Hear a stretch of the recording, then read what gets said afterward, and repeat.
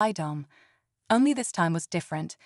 This time he had a VIP who would sooner see him dead than safe. Status report on the package, he demanded, sprinting toward the holding quarters. Miss Varenne is actively resisting security protocols.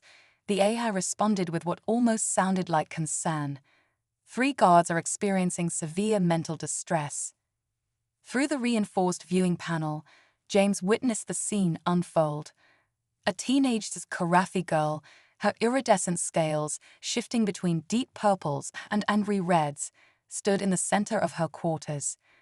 3 of his best guards were on their knees, faces contorted in agony as Varenne's psychic assault battered their minds. Enough. James slammed his hand on the override, flooding the room with pale blue dampening light. The guards gasped in relief as Varenne's influence weakened, though her hatred remained palpable.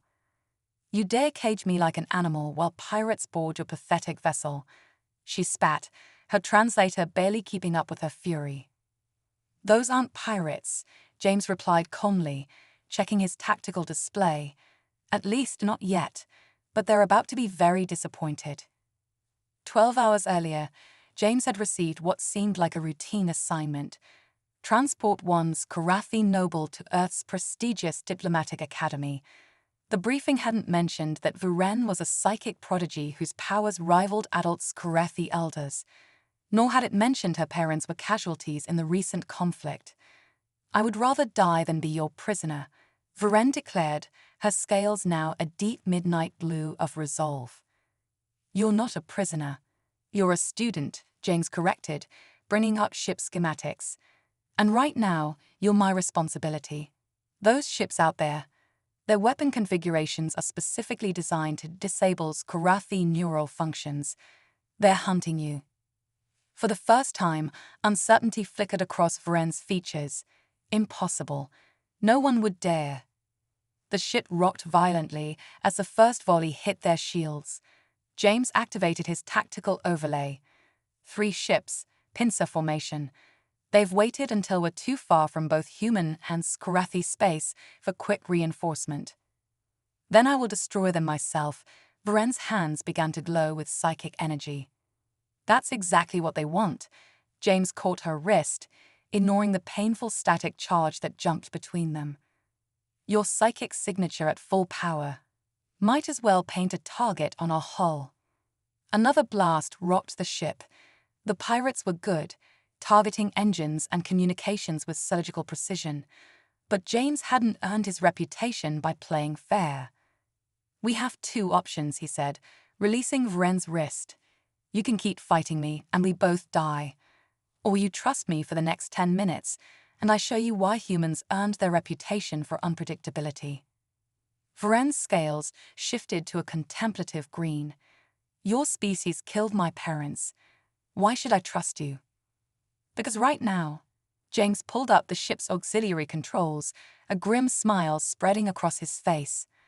I'm the only one trying to keep you alive. The next few minutes were chaos.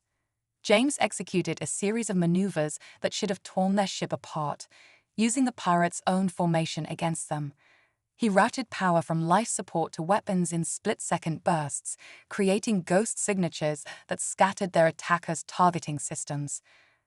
Varenne watched in growing fascination as this human, this supposedly primitive being, turned their transport vessel into a weapon of impossible angles and false signals. Then everything went wrong. A lucky shot breached their engine containment, sending them spinning toward an unmarked trading station at the edge of known space. As emergency protocols engaged, Varenne found herself experiencing something entirely new, grudging respect for a human. The last thing she saw before impact was James throwing himself between her and the bulkhead, his mind radiating not hatred or fear, but a single focus: thought, protect. Consciousness returned to Varenne in waves of pain and confusion.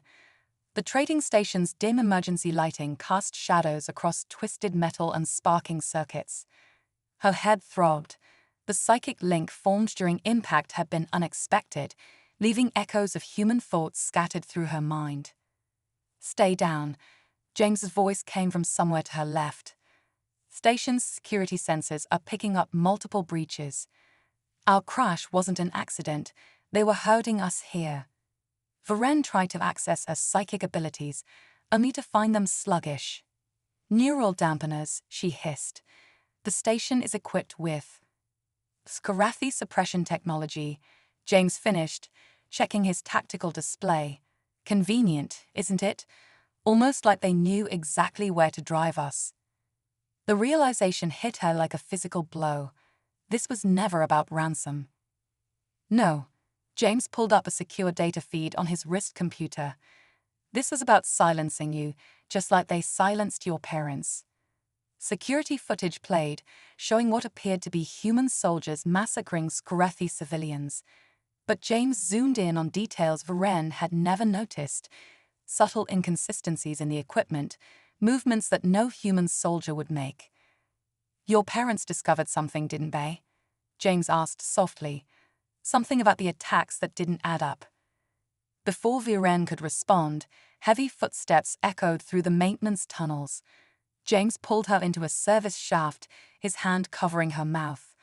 Through the grating, they watched as figures in modified human combat gear moved past. Those aren't human movements, Viren whispered once they passed. The gate is all wrong. Exactly.